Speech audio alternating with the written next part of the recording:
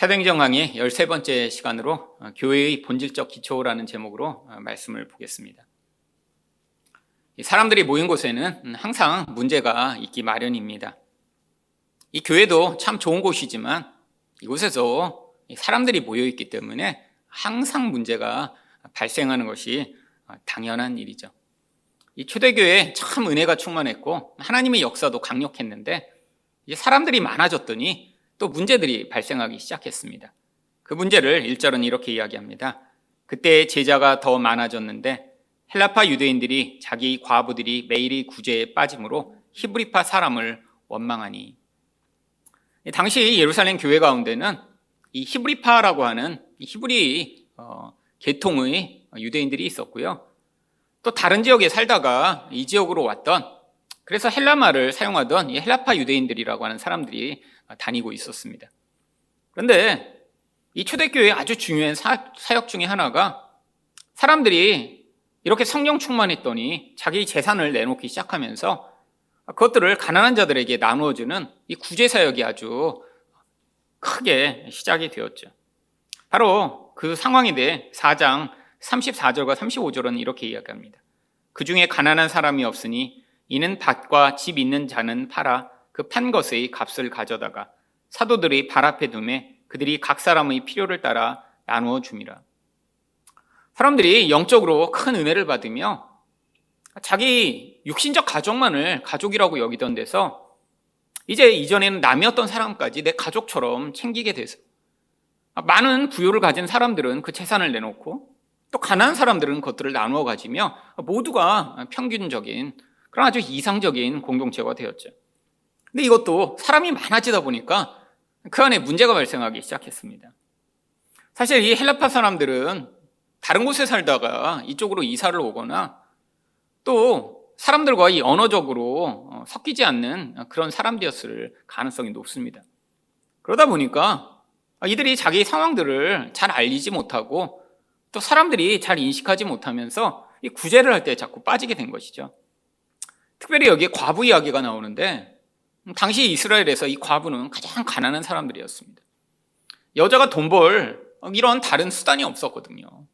과부가 된다는 건 그러니까 사회의 가장 밑바닥층에서 정말 남이 구제해주는 그런 돈이 아니고는 살 수 없는 그런 비참한 상황인데 교회에서 이들을 도우면서 이들이 이제까지는 살았는데 갑자기 사람들이 너무 많아지면서 그들이 이런 구제에 빠지게 되는 일들이 벌어졌던 것이죠.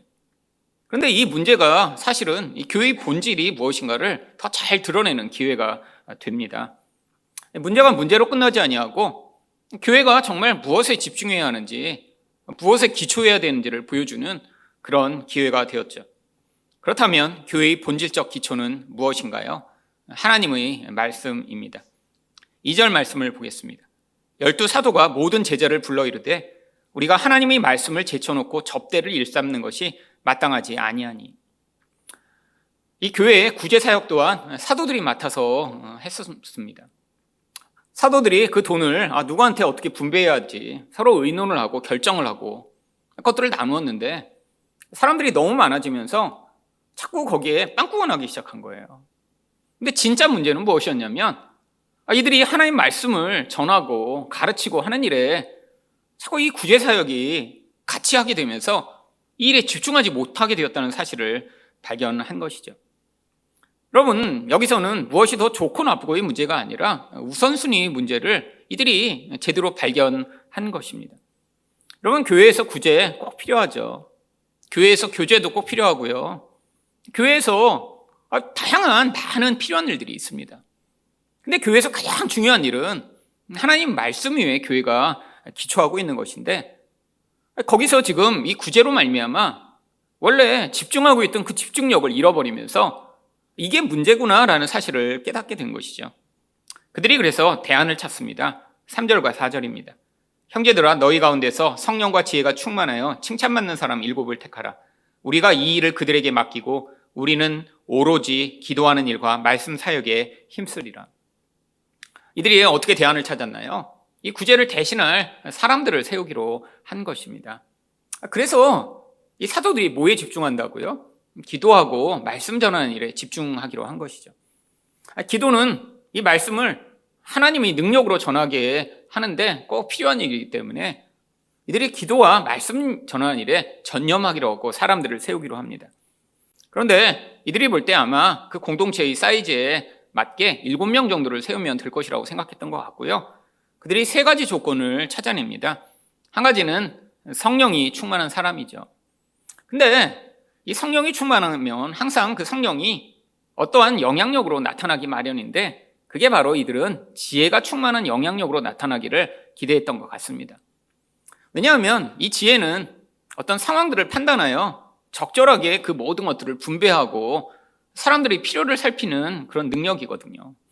그러니까 내적으로는 성령이 충만한 이 사람들이 외적으로는 이 사람들의 상황을 잘 살펴서 문제 해결을 해줄 수 있도록 바로 그 부분이 지혜로 드러나기를 기대했던 것이죠. 그들이 또 한 가지 조건으로 생각한 것은 바로 칭찬받는 사람입니다. 이것은 사람들을 섬기는 일을 하는데 어떤 사람이 문제가 있거나 다른 사람들에게 지적질을 받는 사람이라면 그 역할을 할 수 없기 때문입니다. 결국 이 조건에 의해 7사람이 세워지는데 5절과 6절 말씀입니다. 온 무리가 이 말을 기뻐하여 믿음과 성령이 충만한 사람 스데반과 또 빌립과 브로고로와 니가노로와 디몬과 바메나와 유대교에 입교했던 안디옥 사람 니골라를 택하여 사도들 앞에 세우니 사도들이 기도하고 그들에게 안수하니라. 바로 여기에서 이렇게 교회에서 사역을 맡고 직분을 맡은 분들에게 안수하여 그들이 직분을 세우는 일들이 유래되었습니다. 안수한다는 건 그들에게 하나님의 능력이 덧입혀지기를 기도하는 것이고요. 또한 어떤 권한을 위임하는 역할로 안수를 했던 것이죠. 이 7집사가 세워졌는데 7집사 가운데 우리는 이분 가운데 2사람을 아주 중요하게 알고 있죠. 스데반과 빌립입니다. 다른 분들도 아마 교회에서 사역을 했을 텐데 이 성경이 모든 사람들의 일대기를 기록하는 책이 아니라 어떤 이 구원의 역사 가운데 가장 중요한 역할을 하는 사람들 중심으로 기록하기 때문에 이 스데반과 빌립만 특별히 기록되었던 것 같습니다. 그래서 이 결과가 어떻게 되었나요? 7절 말씀입니다. 하나님의 말씀이 점점 왕성하여 예루살렘에 있는 제자의 수가 더 심히 많아지고 허다한 제사장의 무리도 이 도에 복종하니라. 여러분, 교회의 가장 중요한 역할은 무엇인가요? 바로 하나님 나라의 확장을 위해 이 교회를 하나님이 세워주신 것입니다. 지금 저희가 배우고 있는 이 사도행전 전체가 그래서 어떤 목적에 의해 기록된 책이죠. 하나님 나라가 어떻게 세상 가운데 확장되는지를 보여주기 위해 기록된 책이잖아요. 근데 그 역할을 위해 교회가 주어졌는데 이 교회가 지금 사람들이 많아지고 사역이 많아지면서 이 본질의 방향을 잠깐 잃어버렸다가 다시 구조적으로 이 일들을 했더니 바로 이 하나님 나라의 확장이라는 원래의 목적을 되찾아 그 목적이 이루어졌는데 얼마나 그 영향력이 강력했는지 바로 허다한 제사장의 무리도 이 도에 복종했다까지 나오고 있습니다. 여러분, 제사장은 누구인가요? 이 사도행전에서 계속 교회를 핍박했던 사두개인 무리들이 바로 이 제사장들이죠. 아니, 이 바리새인들은 이 사도행전에 등장하지 않고 이 사두개인들만 등장해.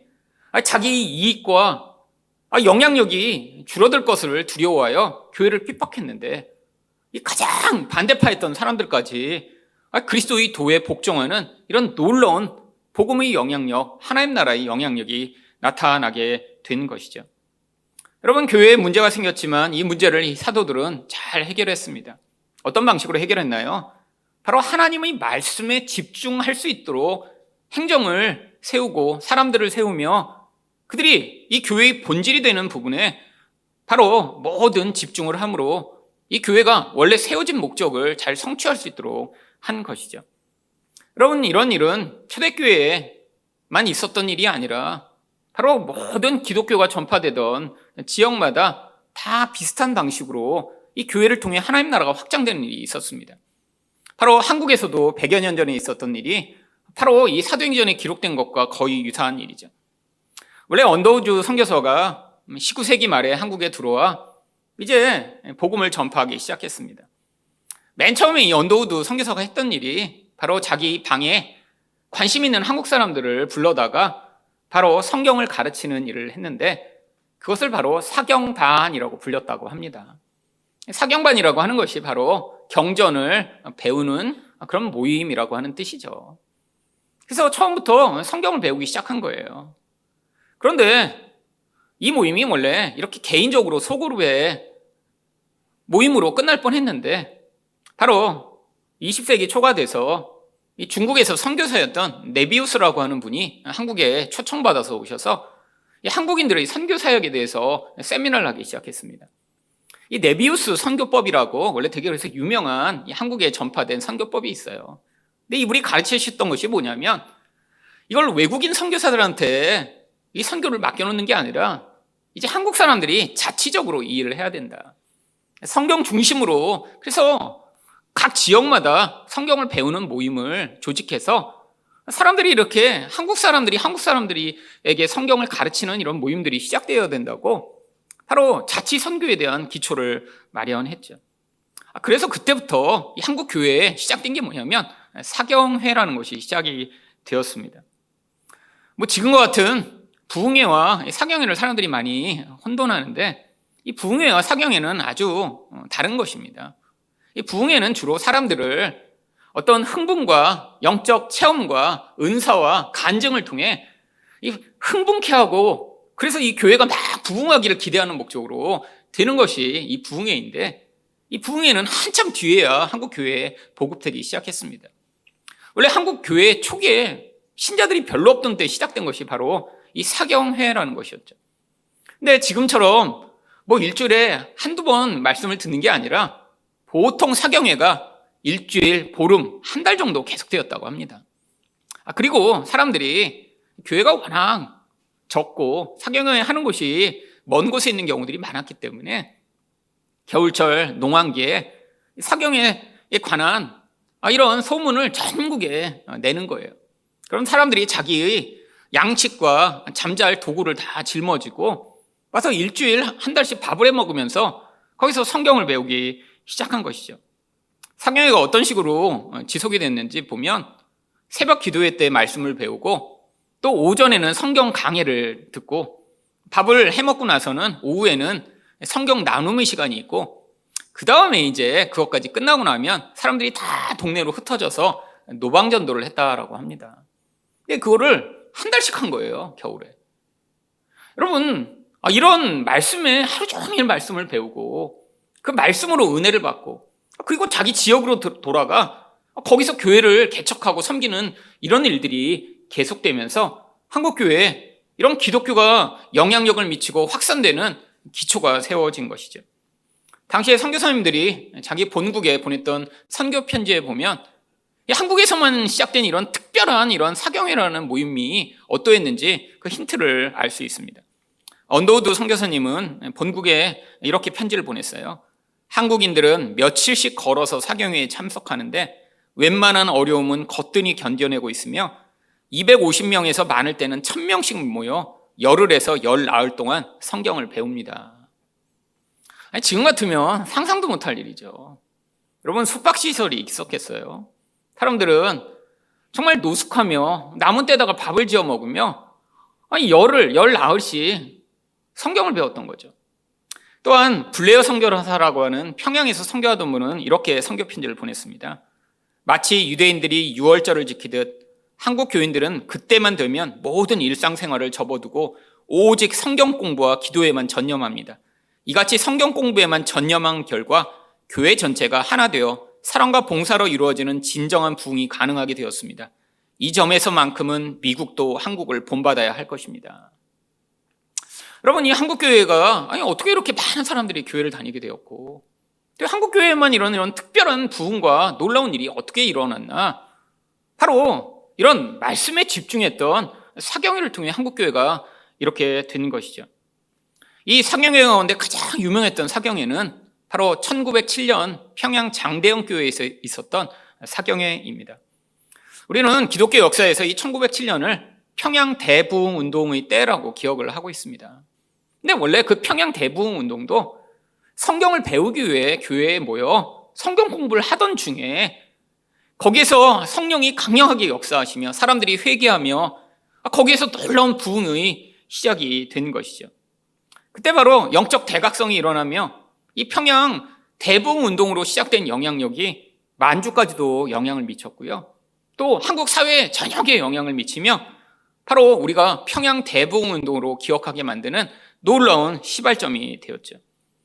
1907년에 있었던 평양 대부흥 운동은 1909년에 100만인 구령 운동으로 확대됩니다. 그 당시만 해도 예수 믿는 사람이 얼마 되지 않았어요. 1900년대 초만 해도 한국에 예수 믿는 사람이 10만 명이 안 됐습니다. 한국 전체 인구가 2천만 정도 됐는데 사실은 아주 미약한 수준이죠. 근데 사람들이 그때 이 부흥운동을 통해 믿음을 가지게 된 것입니다. 와, 이렇게 하나님이 역사하시면 이 한국에 100만 명이 구원을 받는 이런 놀라운 일이 일어날 수도 있겠구나. 그래서 1909년에 바로 장대현 교회의 담임 목사님이었던 길선조 목사님이 100만인 구령 운동을 시작하게 됩니다. 그때부터 전국에 이 사경회가 이곳저곳에서 아주 많이 벌어지게 됐어요. 그래서 이후에 1910년부터 1929년까지 이 사경회가 전국에서 20년 동안 얼마나 많이 벌어졌는지 이 사경회에 참석한 사람만 129만 명 정도 된다라고 합니다. 이게 이 사회의 곳곳에서 영향을 미치기 시작한 것이죠. 여러분, 이렇게 교회를 통해 놀랍게 한국 교회에 영향을 미치고 사회에 영향을 미치기 시작하니까 일제가 가만히 있지 않았어요.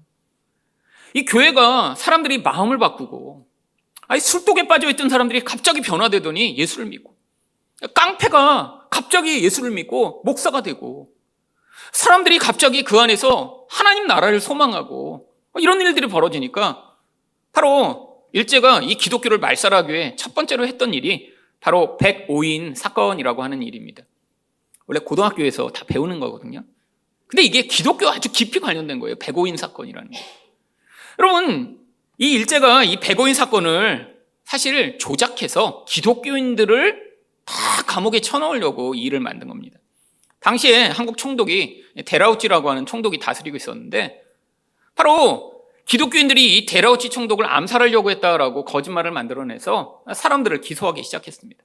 그래서 105명을 기소해서 감옥에 쳐넣었는데 그중에 92명이 기독교인들이었습니다. 그러니까 기독교를 말살하려고 이 일을 한 거예요. 왜? 너무 사회에 영향력이 있고 사람들이 변하기 시작하니까 일본이 가만히 있지 못한 것이죠. 여러분, 그뿐 아닙니다. 사실은 19년에 있었던 이 3.1운동, 여러분, 거기에 33명의 민족 지도자가 거기에 사인을 했죠. 근데 그 중에 16명이 바로 기독교인이었습니다. 당시에 기독교 전체 인구의 수는 약 1% 정도 됐다고 해요. 근데 그 사인한 사람이 거의 절반도 넘는 거예요.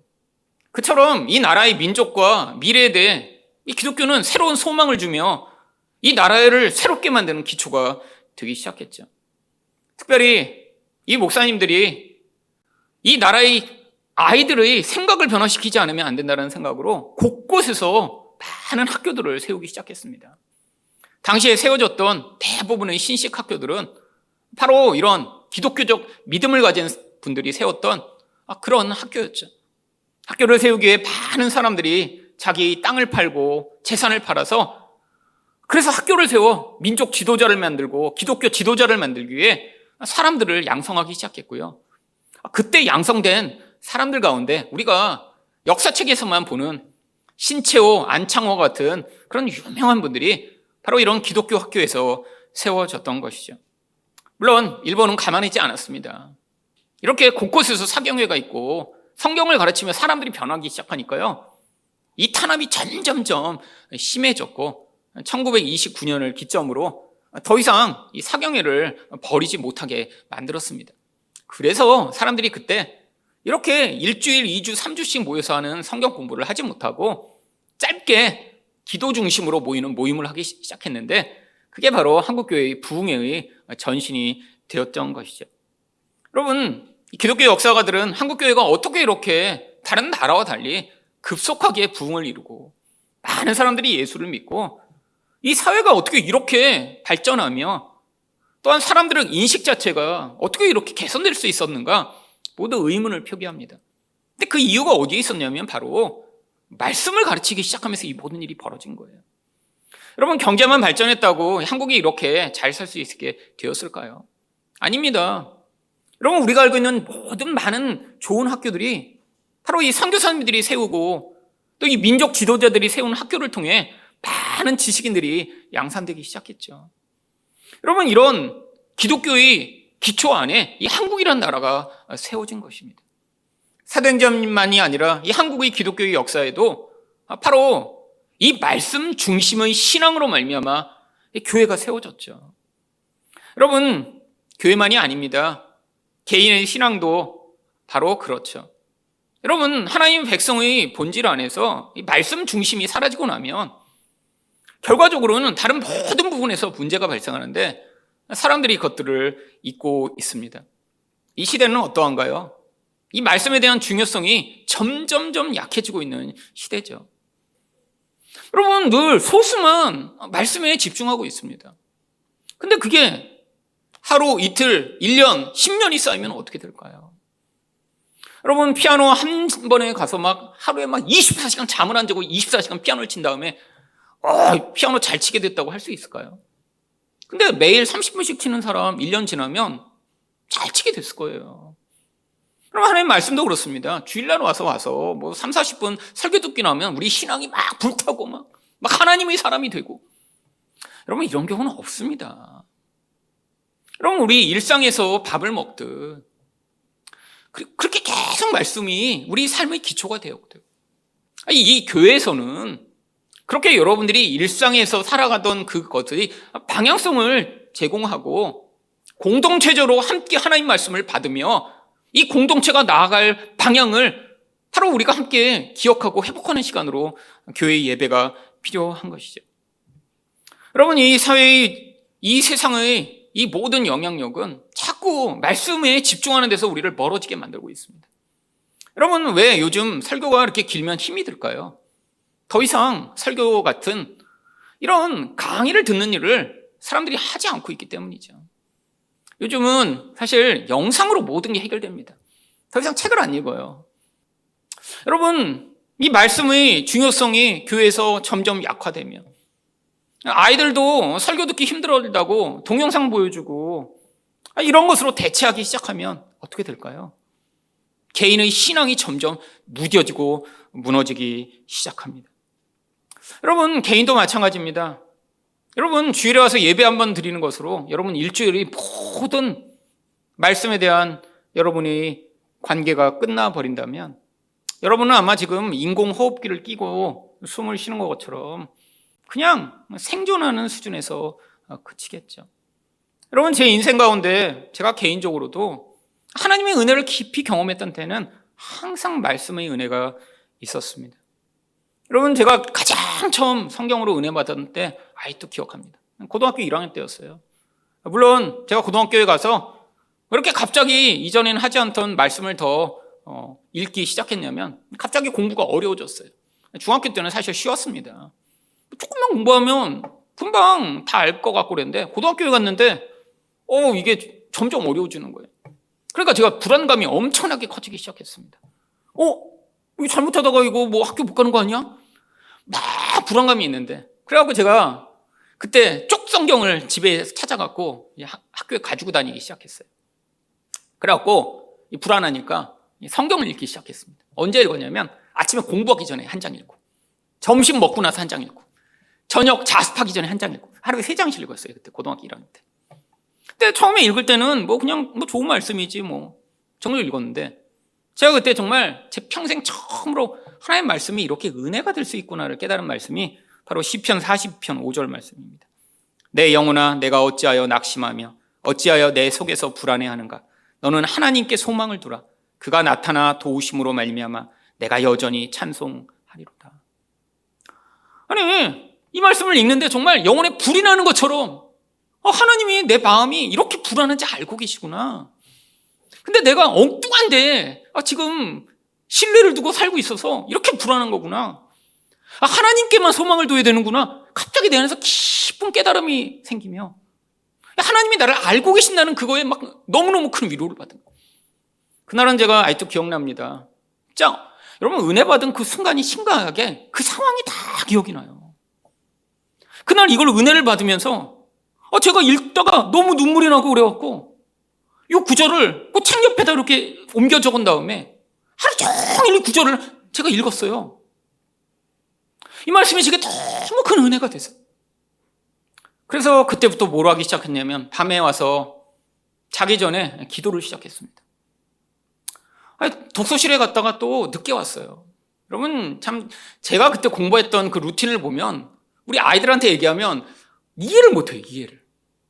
새벽에 일어나서 학교 가서 1교시 자습하고 그 다음에 끝나고 나면 학교에서 자율학습하잖아요. 보통 10시, 10시 반까지 자율학습합니다. 그 다음에 어떻게 해요? 집에 와서 자는 게 아니에요. 독서실 차가 데리러 오죠. 당연히. 그럼 그때 독서실 차 타고 독서실에 가요. 11시쯤. 그래갖고 새벽 한 2시까지 독서실에 있다. 그때 옵니다. 집에. 그러면 정말 몸이 파김치가 돼서 와서 그때 뭘 했냐면 기도를 한 거예요. 자기 전에. 여러분, 근데 그때 은혜가 임하기 시작했습니다. 정말 그때까지 성경이 이렇게 개인적으로 은혜 받은 적 처음이었고요. 그때 기도하는데 눈물이 나기 시작하는데 왜 눈물이 나냐면 하나님이 저를 안아주시는 것 같은 느낌이 드는 거예요. 아니, 그 늦게 와서 너무 힘들어서 꿇어 앉았는데 허공에 옛날에는 기도하라고 해서 기도했죠. 저도 맨날 기도했죠. 근데 그때부터는 하나님이 저를 이렇게 품에 안고 제가 정말 너무 힘들어 있는데 괜찮아, 내 품에 안겨서 너 울어도 돼 라고 하시는 것 같은 느낌이 드는 거예요. 밤마다 그래서 울기 시작했습니다. 제가 그렇게 울었더니 어느 날 어머니가 반상에 갔다 오시더니 일승아, 이제 좀 조그맣게 울어야겠다 그러시는 거예요. 반상회에서 이야기가 나왔대요. 동네 새벽마다 귀신 울음소리가 들린다고. 그래갖고 그때부터 입을 뒤집어서 울었어요. 입을 뒤집어서. 정말 1년을 울었던 것 같아요. 1년을. 근데 그렇게 울고 그랬는데 시험이 이렇게 왔다 갔다 하는 거예요. 어느 날 정말 제가 충격받는 점수가 나왔습니다. 그래갖고 밤에 왔는데 이게 기도를 하는데 기도가 안 되는 거예요. 너무 충격을 받아갖고. 근데 고등학생이 1학년 때 참 얼마나 기복적이었지만 그때 제가 그런 생각을 했어요. 하나님이 나를 사랑하시지 않나? 그때 내가 이렇게 울고 기도하고 매일 성경 읽고 그러면 하나님이 공부도 잘하게 해주시고 이럴 줄 알았죠, 솔직히. 근데 그날, 바로 그날이 하나님이 제게 영혼 가운데 내가 너를 사랑한다라고 말씀하셨던 날입니다. 물론 귀로 듣는 음성은 아니에요. 근데 정말 하나님이 나를 사랑하시는구나. 정말 내 영혼 안에서 울려 퍼지는 그 음성이 제 영혼을 전율하도록 흔들고 붙들었습니다. 정말 새벽까지 그날은 잠도 안 자고 울었어요. 그리고 그날 바로 하나님이 나를 사랑하신다고 제가 가졌던 모든 메모지에 써서 방 전체에다 붙여놓고 제 책에는 다 화이트로 다 하나님이 나를 사랑하신다 다 써놓고 그리고 학교 갔던 날이죠. 근데 바로 그 은혜가 바로 성경을 읽기 시작했던 그 해에 있었던 것입니다. 여러분, 이후에 이렇게 말씀이 부흥될 때마다 제 인생에서는 하나님의 놀라운 부흥과 은혜가 있었어요. 여러분은 언제 큰 하나님의 은혜를 경험하고 계신가요? 여러분, 기적이요? 여러분, 기적은 너무나 일시적이에요. 여러분, 한번 기적을 경험하고 나중에 되면 기억도 나지 않아요. 여러분, 근데 말씀으로 찾아오신 그 하나님은 우리 인생이 구석구석 그 말씀의 은혜가 박혀 있습니다. 나중에 성경을 펴서 그 구절을 읽으면 그때가 생각이 나요. 여러분, 지금 거의 30 몇 년이 흘렀는데 아직도 시편 42편을 펴고 읽을 때마다 그날이 기억납니다. 너무나 불안하고 낙심하여 죽을 것 같았는데 낙심하지 말라고 말씀하시고 찾아오셨던 그 하나님. 하나님이 그때 날 찾아오셨지. 여러분, 개인의 영적 부흥에도 하나님의 말씀이 기다리고 있어요. 여러분, 그래서 언제 하나님이 오실지 모르니까 우리가 말씀을 계속 접해야 합니다. 여러분, 언제 오실지 모르잖아요. 여러분이 다음 주에 묵상할 그 말씀에 하나님 오실지 몰랐는데 여러분이 큐티책을 열어보지 않으셔서 그럼 하나님 못 나면 얼마나 억울해요. 그렇잖아요. 여러분, 그러니까 우리가 준비해야 됩니다. 마치 앞으로 오실 예수님을 기다리듯 여러분이 일상에서 하나님 말씀을 가까이 하며 하나님 말씀을 사랑할 때 하나님이 반드시 찾아오시고 여러분에게 새로운 은혜를 더하시며 앞으로 남은 인생을 힘있게 살아갈 은혜로 여러분의 인생을 붙드실 것이고요. 이 하늘사랑교회 또한 말씀의 기반 위에 우리가 계속 서나갈 때 이 교회 또한 이 교회에게 주신 하나님의 사명을 잘 감당할 수 있을 것입니다. 이런 말씀의 기초 위에 선 여러분들 되시기를 예수 그리스도 이름으로 축원드립니다. 함께 기도하겠습니다. 여러분은 정말 여러분의 인생의 기초를 하나님의 말씀에 두고 계신가요? 아니면 끊임없이